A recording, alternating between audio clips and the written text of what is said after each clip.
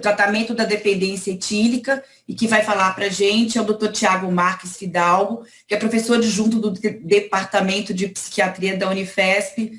Obrigada, Tiago, pela sua presença.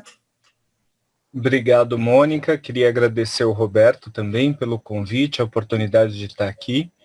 E acho que é absolutamente importante que a gente consiga realizar esse tipo de troca, né? Porque eu, nas aulas que eu assisti aqui, já aprendi um monte sobre o metabolismo hepático de um monte de medicações que a gente usa, e espero poder contribuir um pouco com o conhecimento da psiquiatria para vocês. E eu acho que essa troca ela precisa ser cada vez mais estimulada, né? Acho que todos ganhamos. Então, a ideia é falar um pouco sobre o tratamento da dependência do álcool. E aí eu gosto sempre de começar falando que todas as culturas antigas, todas as antigas civilizações, elas têm algum deus relacionado ao uso do álcool. Então, acho que o mais famoso, o mais conhecido é Baco, mas todas as antigas culturas, elas tinham um deus relacionado ao álcool. Inclusive, é interessante que a cultura hindu, ela tem um deus que, o nome desse deus, ele serve para denominar álcool e serve para denominar sabedoria.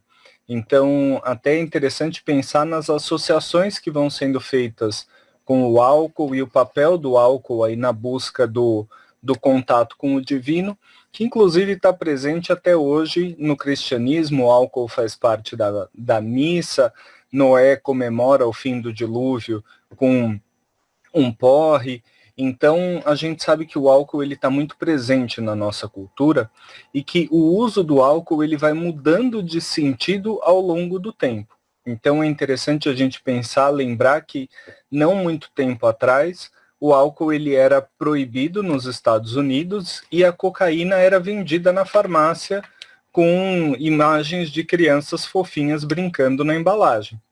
Então, o significado do uso do álcool, ele vai se transformando ao longo do tempo e ele é, sem dúvida nenhuma, a substância, a droga de abuso mais usada no mundo, né? Aqui no Brasil, um dos dados mais recentes e mais confiáveis que a gente tem é esse dado do Centro Brasileiro de Informações sobre Drogas, o CEBRID, que é aqui da Unifesp, que fez um levantamento em 2005 e encontrou que 75% dos brasileiros já fez uso de álcool na vida e uma prevalência de dependência de 12%. Em relação ao uso na vida, eu gosto sempre de chamar a atenção para o dado contrário. 74% já fez um uso na vida. Isso significa que 26% dos brasileiros com mais de 15 anos nunca experimentaram álcool. Então, acho que desmistifica um pouco a ideia, que é bem corrente, de que todo mundo já usou álcool, todo mundo bebe. A gente tem visto cada vez mais o número de pessoas que nunca experimentaram aumentando. No levantamento de 2017, que eu optei por não trazer aqui porque ele tem algumas polêmicas metodológicas, mas ele encontrou que 66% dos brasileiros já fizeram uso de álcool na vida. Significa que 34% nunca bebeu.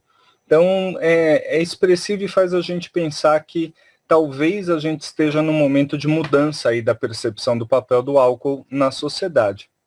E a taxa de dependência de 12%, que é muito alta, se a gente pensar que 1 em cada 10 brasileiros vai ser dependente do álcool, é uma substância que todos nós, médicos, precisamos saber identificar, pelo menos orientar o início de um tratamento, encaminhar para um especialista.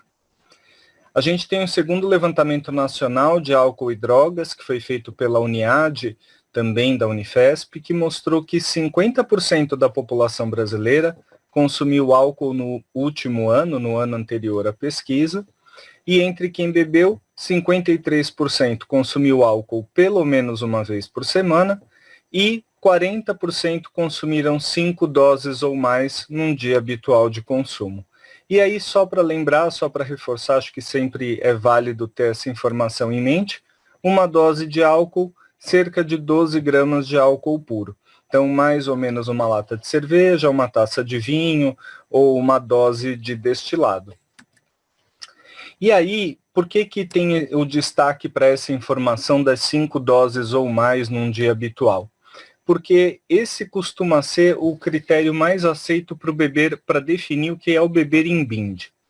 A gente não tem um consenso na literatura sobre a definição de beber em binde.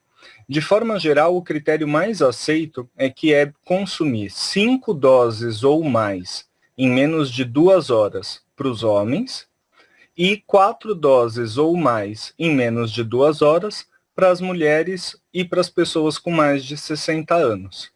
Então, o beber em binde, de forma leiga, ele é o enfiar o pé na jaca. É quando você realmente bebe muito em pouco tempo. E esse é o padrão que mais preocupa a gente, porque é quando você encheu a cara que você vai se envolver em acidentes de trânsito, que você vai se envolver em violência, seja como vítima, seja como agressor, que você vai estar mais exposto à violência sexual, que você vai eventualmente ter contatos afetivos sexuais com pessoas com quem normalmente você não teria, que talvez você não vá lembrar de usar o preservativo. É o uso mais associado com os riscos agudos do álcool. E o que é legal do Lenard, desse levantamento, é que ele usou a mesma metodologia em 2006 e em 2012. Então a gente consegue fazer uma comparação. E a gente vê que nesse período teve um aumento do beber em binde, especialmente entre as mulheres aqui no Brasil. Então a gente vê que para as mulheres houve um aumento de 36% no beber em binde entre 2006 e 2012. Então as mulheres que sempre tiveram uma prevalência de uso do álcool menor que os homens, parecem estar correndo atrás desse prejuízo. Mas a ideia é falar um pouco sobre tratamento da dependência do álcool, e acho que para isso antes a gente precisa definir o que é dependência, alinhar o que quer dizer esse conceito. Então, dependência, eu gosto muito dessa definição da Organização Mundial da Saúde, que é de 69, é uma definição bem antiga, mas eu acho ela extremamente moderna e atual, acho que ela traz uma série de conceitos interessantes. Diz que dependência é um estado psíquico e algumas vezes físico, que resulta da interação entre um organismo vivo e uma substância, que é caracterizado por modificações de comportamento. E todo mundo que começa a usar drogas, começa a usar buscando modificações de comportamento. Podem ser modificações muito intensas, então, por exemplo, alguém que usa LSD está buscando uma baita modificação de comportamento. Mas a gente precisa lembrar, por exemplo, que o meu comportamento seria dormir. Eu vou tomar 1 litro de café durante a madrugada para poder virar à noite estudando para a prova no dia seguinte.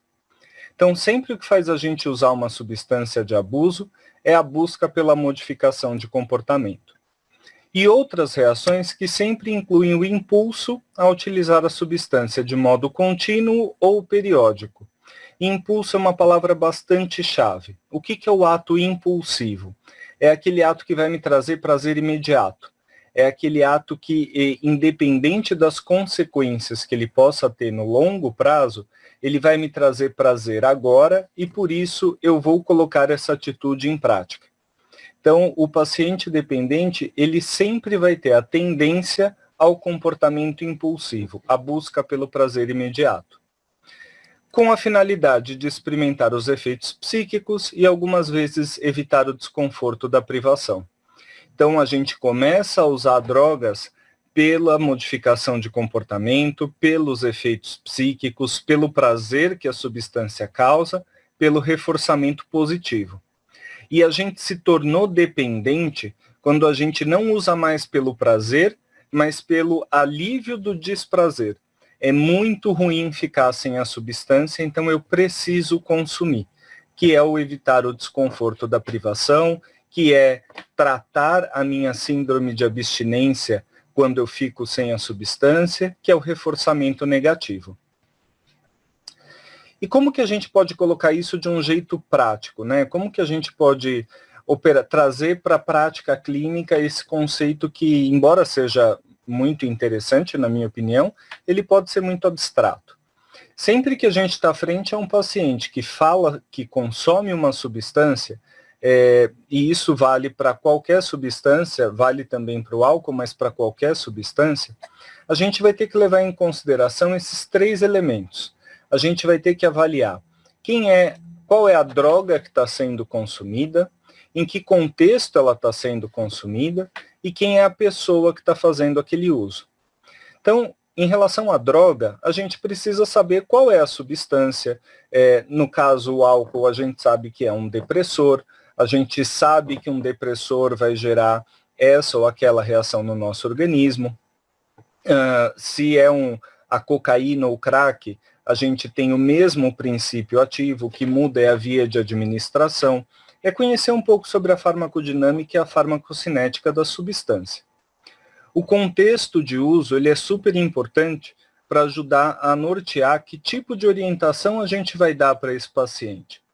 Então, a gente pode ter uma pessoa consumindo uma garrafa de vinho numa noite em casa com amigos, numa celebração, ninguém vai trabalhar no dia seguinte, ninguém está deixando de assistir aula na faculdade porque está ali bebendo, ninguém tem uma contraindicação médica para fazer o uso do álcool, ninguém faz isso diariamente, não existe um prejuízo associado ao consumo daquele álcool, embora seja uma quantidade expressiva, de uma garrafa de vinho inteira para cada um.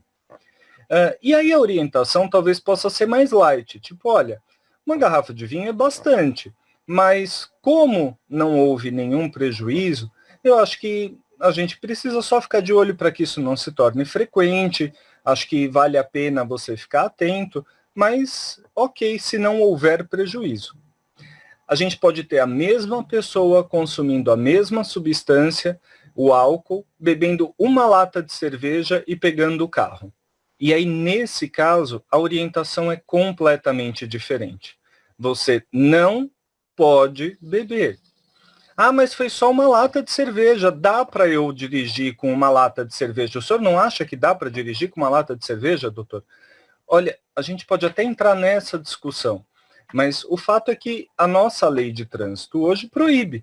Então, você está se expondo a um risco. Você está se expondo ao risco de ser parado numa blitz, de ter problema com o policial, ter que pagar uma multa altíssima. Então, entender em que contexto a pessoa faz o uso do álcool é importante para a gente saber como a gente vai direcionar a nossa orientação. E saber quem é a pessoa que está fazendo o uso daquela substância. E aí, quando a gente vai para pensar no indivíduo, a gente precisa lembrar que existem, por exemplo, alterações neurobiológicas que levam ao desenvolvimento da dependência. Então, por que a gente fica dependente de álcool, mas não fica dependente de brócolis? Porque o álcool ele vai ativar o sistema de recompensa, ele vai aumentar a liberação de dopamina no sistema límbico, particularmente nessa via da área tegmental ventral, que passa pelo núcleo accumbens e chega no córtex pré-frontal, e com isso vai aumentar o prazer. Hoje a gente sabe que os pacientes que são mais suscetíveis ao desenvolvimento da dependência, eles têm uma menor expressão de receptores dopaminérgicos do tipo 2, e então por isso, tendo menos receptores, eles precisam de mais dopamina na fenda sináptica para ter o mesmo efeito, e aí para ter esse excesso de dopamina, eles acabam um dia descobrindo que drogas de abuso fazem isso, aumentam a dopamina e trazem uma nova regulação homeostática para o cérebro deles. Aquilo que as pessoas normais obtêm, a quantidade de dopamina que as pessoas normais têm, o paciente suscetível à dependência, ele precisa da droga de abuso para chegar nesse mesmo nível. E além de ter uma menor expressão desses receptores D2, esses receptores são de menor qualidade. Eles são menos eficazes na hora que a dopamina se liga no receptor, o sinal que ela gera, ele é menos intenso. Então, são coisas que facilitam uma droga de abuso a ser bem-vinda, porque vai regular a homeostase dopaminérgica cerebral. A gente tem uma série de teorias psicológicas que vão explicar por que algumas pessoas vão beber e não ter problema nenhum, e outras pessoas vão beber e se tornar dependentes. E isso seria tema para muitas e muitas horas de discussão, eu vou ter que deixar de lado. E um ponto que eu gostaria de destacar é que sempre que a gente está frente a um paciente que tem uma história de dependência do álcool, a gente precisa investigar uma comorbidade psiquiátrica. De cada 10 pacientes com dependência de álcool, 7 a 9 vão ter um transtorno psiquiátrico associado.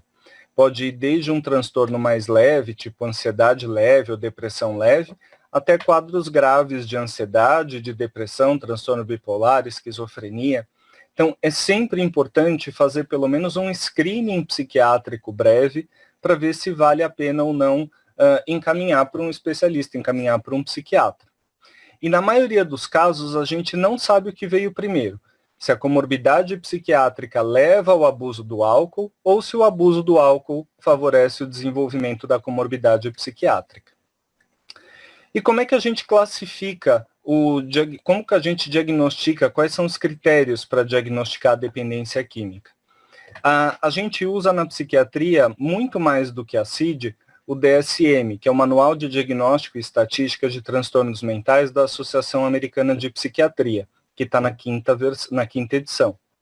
E o DSM, ele tem um capítulo grande sobre transtornos relacionados a substâncias, e a dependência química está aqui no primeiro item dos transtornos por uso de substâncias.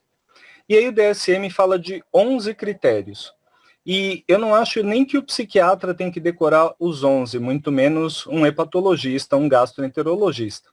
Mas eu acho que o mais importante é entender qual é a lógica por trás desses 11 critérios. Então a gente tem a fissura, que é o desejo urgente em consumir a substância, a tolerância, que é precisar de doses cada vez maiores para ter o mesmo efeito, e a abstinência, que é o conjunto de sinais e sintomas causados pela falta ou diminuição abrupta do consumo. E os outros 8 critérios, a ideia geral que está subjacente a todos eles é entender qual é a importância que a substância ocupa na vida daquela pessoa. Qual é a importância que o álcool tem na vida daquela pessoa? O quanto a vida dela se organiza em torno do álcool? Então, ela gasta mais tempo do que ela planejava bebendo? Ela passa o dia pensando sobre beber? Ela deixa de exercer atividades ocupacionais, familiares, por conta do seu uso do álcool? Então, tentar entender qual é essa importância que o álcool ocupa é que é o importante para o diagnóstico. E aí o DSM diz que se você apresenta 2 ou 3 critérios, é uma dependência leve, 4 ou 5, dependência moderada, e 6 ou mais, dependência grave. Na CID, a gente tem uma divisão entre uso nocivo e dependência. O uso nocivo é um padrão de uso que causa prejuízo à saúde física ou mental, tenha causado um prejuízo real e que não seja dependência. Então, o que a CID define como dependência? São 3 ou mais desses critérios, e aí vejam como é semelhante. Forte desejo ou senso de compulsão para consumir, que é a fissura lá do DSM. Tolerância, abstinência e os outros 3 critérios, a importância que a droga ocupa na vida da pessoa.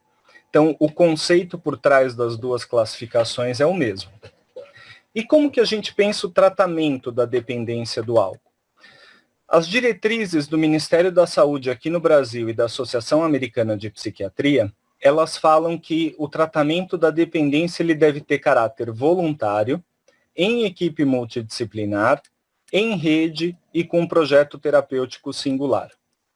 Equipe multidisciplinar, a gente precisa lembrar que não é um amontoado de pessoas diferentes olhando para um mesmo paciente. A equipe ela precisa dialogar, ela precisa conversar, ela precisa trabalhar de forma alinhada para que todo mundo puxe o barco para o mesmo lado. Né? Então, acho que por isso a importância de um psiquiatra falar num evento de hepatologia, um hepatologista ir num evento da psiquiatria, e assim a gente poder ir trocando, porque todos vemos o mesmo paciente. O trabalho tem que ser em rede, porque a gente sabe que o modelo hospitalocêntrico, ele se mostrou ineficaz. Ele não foi suficiente para atender às nossas necessidades. A gente tinha até muito recentemente, ainda tem no nosso país, a ideia de que os CAPs, né, o Centro de Atenção Psicossocial, ele vai resolver todos os nossos problemas. E isso também a gente tem visto que não funciona. O tratamento do paciente dependente, do paciente etilista, ele precisa ser feito em rede. Isso significa que esse paciente ele vai dar entrada no sistema de saúde, na unidade de pronto atendimento, porque ele parou de beber e está num quadro de síndrome de abstinência. E aí de lá vai ser diagnosticada a dependência, ele vai ser encaminhado para o CAPS-AD. No CAPS-AD vão ver que, nossa, há anos que ninguém avalia a hipertensão e a diabetes desse cara. Ele vai para a unidade básica de saúde, onde o clínico faz um exame físico, vê que o fígado está lá gigante, e vai encaminhar para um hospital para fazer uma internação, fazer alguns exames mais complexos. É um paciente que circula na rede, que vários profissionais vão vê-lo. E com um projeto terapêutico singular. O que isso quer dizer? Que a gente não tem fórmula para o tratamento da dependência. Cada caso é um caso, cada paciente vai precisar de um manejo, seja com o médico, com o enfermeiro, com o psicólogo, com o terapeuta ocupacional, com grupos de autoajuda que têm um papel bem relevante no tratamento da dependência do álcool, com terapia familiar, é super importante envolver a família no tratamento da dependência do álcool. Então, com tudo isso, a gente consegue pensar num tratamento que, como vocês podem imaginar, vai se tornando bastante complexo. Mas a ideia não é que todos os pacientes recebam todas essas intervenções, mas que a gente possa pensar como um combo de lanchonete, em que a gente vai escolher para esse paciente quais são as intervenções que ele precisa nesse momento. E aí a gente possa ir escolhendo e mudando esse cardápio dia a dia, semana a semana, mês a mês, poder conversar e discutir sobre como se dá a oferta de serviços para esse paciente. Do ponto de vista medicamentoso, a gente tem uma ação que costuma ser bastante limitada. A gente tem, basicamente, essas medicações com algum nível de evidência de eficácia para o tratamento do alcoolismo. O naltrexone, que o nome comercial é o Hevia, é o Uninaltrex, ele é um antagonista opioide que tem evidência de eficácia moderada. Saiu uma meta-análise no JAMA em 2014 falando sobre o tratamento farmacológico do álcool, que avaliou o naltrexone, o disulfiram e o acamprosato. E o naltrexone foi o que se mostrou mais eficaz para o tratamento. Não à toa eu deixo ele em primeiro lugar aí no slide. Ele tem uma eficácia, uma evidência moderada de que ele diminui o número de dias de beber pesado. Então, caso a pessoa beba, ela vai beber de forma menos intensa, vai beber um número menor de doses do que era o habitual. O naltrexone, ele é hepatotóxico, ele tem metabolismo hepático, pode ser hepatotóxico. Quando eu falo dessa aula para psiquiatras, eu falo, então se o paciente tiver estigmas de insuficiência hepática, chame um hepatologista para ajudar você no manejo do caso. Acho que vocês não vão precisar chamar o hepatologista, acho que vocês estão tranquilos nessa parte. De forma geral, eu sempre digo que qualquer médico identificou que existe a dependência do álcool, identificou que o paciente não tem grandes estigmas de insuficiência hepática, pode introduzir o naltrexone e encaminhar para um psiquiatra, para um especialista em dependência. É uma medicação que é muito segura, poucos efeitos colaterais, em geral super bem tolerados.